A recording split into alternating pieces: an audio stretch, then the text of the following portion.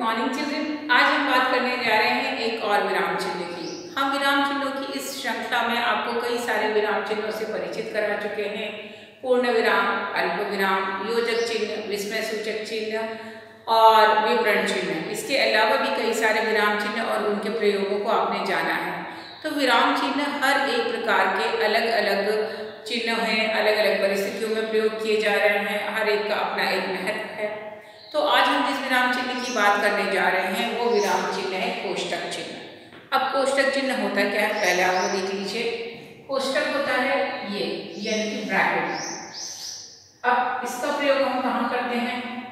आपने कई बार देखा है कि जब हम पाठ पढ़ते हैं तो पाठ के कई शब्दों के बाद में ब्रैकेट लगा हुआ होता है। कोई सेंटेंस में ब्रैकेट्स का प्रयोग किया जाता है, यानी कि इन्हें हिंदी में हम बोलते हैं कोष्टक।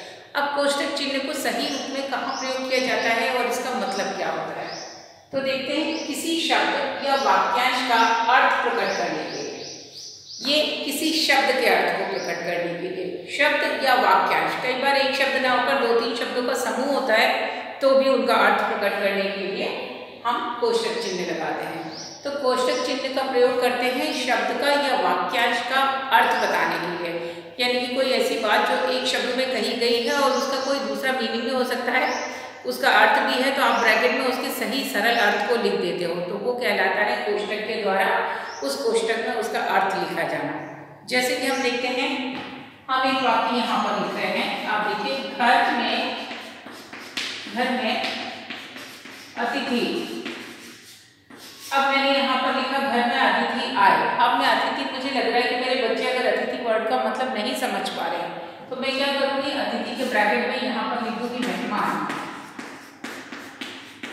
तो ये कोष्टक के द्वारा मैंने अतिथि के साइड में उसका मीनिंग भी लिख दिया ताकि बच्चों को ये वाक्य समझ में आए।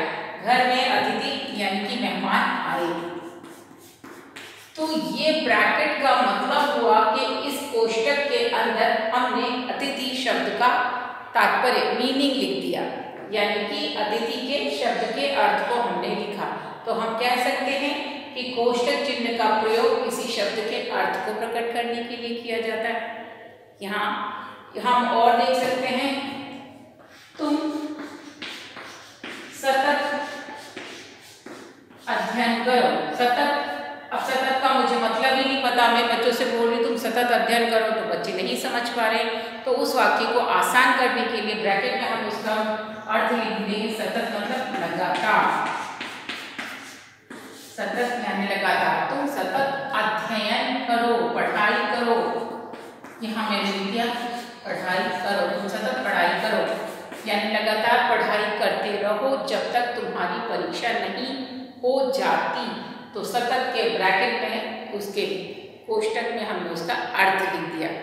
अब इसके अलावा और कहाँ प्रयोग कर सकते हैं? जब हम मुहावरे लिखते हैं, हम मुहावरे लिखते हैं तो उसके अर्थ लिखने के लिए हम ब्रैकेट का यानी कि कोष्टक का इस्तेमाल करते हैं। जैसे हम कहते हैं हाथ मलना, तो एक मुहावरा हुआ हाथ मलना।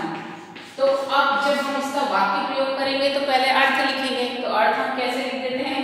वही कोष्टक में हाथ मलना यानी पछताना, पछताना।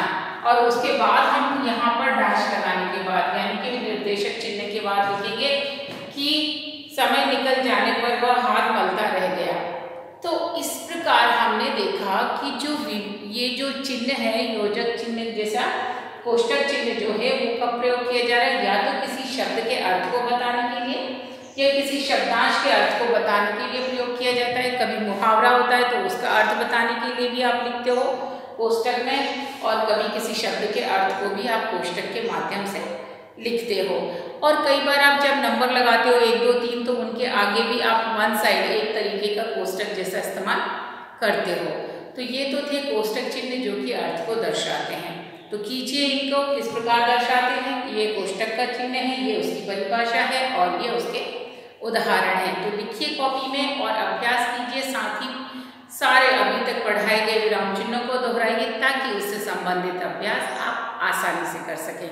मिलेंगे हम आगे के अभ्यास में कुछ अलग अभ्यास के साथ अगले मॉड्यूल्स में। तब तक के लिए टेक केयर।